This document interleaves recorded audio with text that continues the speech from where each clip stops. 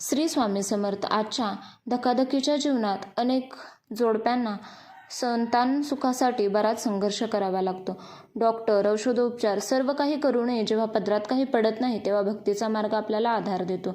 अक्कलकोटचे श्री स्वामी समर्थ महाराज म्हणतात, भिवू नकोस, मी तुझ्या पाठीशी आहे. आजच्या या व्हिडिओमध्ये आपण संतान प्राप्तीसाठी स्वामींनी सांगितलेल्या काही अत्यंत प्रभावी सेवा आणि मंत्रांबद्दल माहिती घेणार आहोत. त्यामुळे व्हिडिओ स्किप न करता कंटिन्यू पहा. स्वामींच्या सेवेची तयारी म्हणजे स्वामींची सेवा सुरू करण्यापूर्वी काही गोष्टी पाळणे आवश्यक आहे. नामजप कोणत्याही वेळी करता येतो, पण पहाटे ब्रह्ममुहूर्तावर केलेला जप अधिक प्रभावी ठरतो. प्रथम अंघोळ करून स्वच्छ कपडे परिधान करावेत. शक्य असल्यास पिवळ्या रंगाचे वस्त्र परिधान करावे. समोर स्वामींचा फोटो, तुपाचा निरांजन आणि उदबत्ती असावे. संतान गोपाळ मंत्र जप हा अत्यंत शक्तिशाली मानला जातो.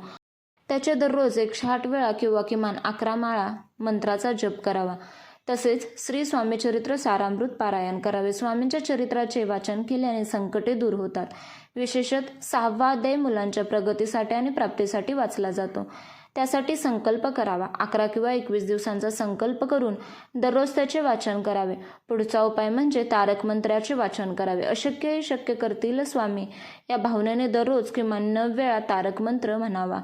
म्हणजे मनातील भीती दूर होतील. तसेच गर्भधारणा राहिल्यानंतर किंवा राहण्यासाठी व्यंकटेश स्तोत्राचे नियमित वाचन करावे. यामध्ये पथ्य म्हणजे अहिंसा आणि शाकाहार. जेव्हा सेवा चालू असताना सात्विक आहार घ्यावा, मांसाहार टाळावा.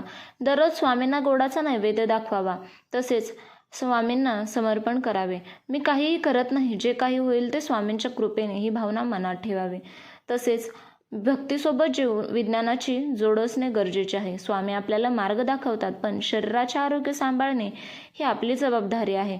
तुमचा आहार प्रथिनयुक्त असावा. दूध, फळे, भाज्या यांचा समावेश असावा. डॉक्टरांनी सांगितलेल्या ओव्ह्युलेशन पिरियडनुसार नियोजन करावे. तणावमुक्त राहण्यासाठी योगा आणि ध्यानाचा वापर करावा.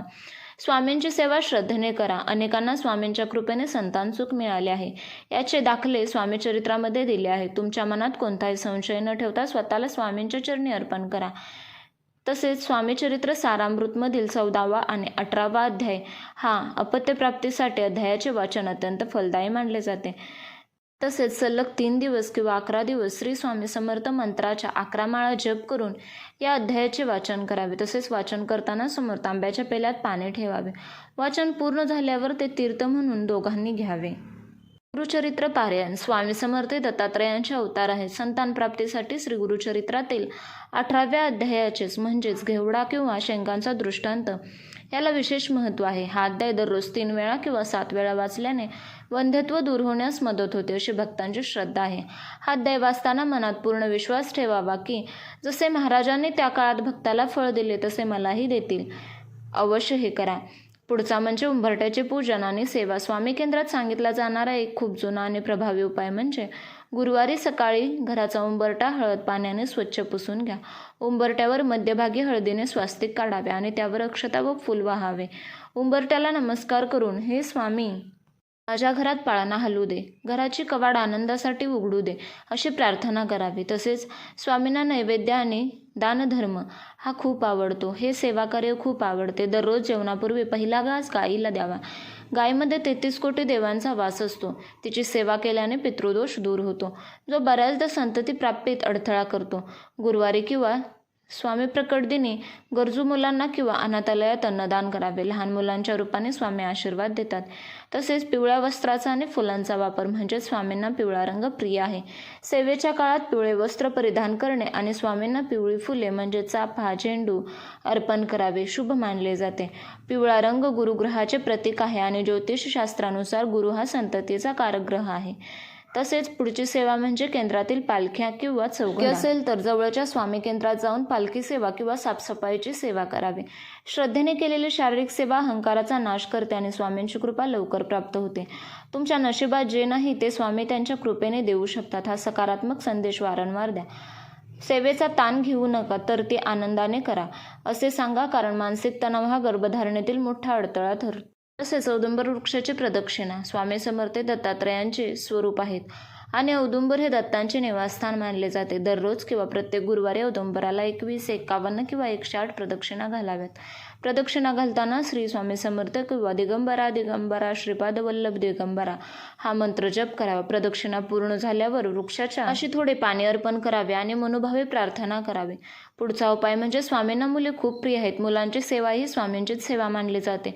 दर गुरुवारी गरीब मुलांना दूध, फळे किंवा खाऊ वाटावा. स्वामी, मला अपत्यप्राप्ती झाल्यावर मी तुमच्या नावाने इतक्या मुलांना अन्नदान करेन किंवा केंद्रात ही सेवा करेन हा संकल्प सोडावा.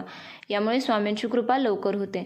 तसेच कुलदेवीची सेवा अतिशय महत्त्वाची. अनेकदा कुलदेवीचा कोप किंवा कुलधर्मात खंड पडल्यामुळे संततीप्राप्तीत अडथळे येतात असे शास्त्र सांगते.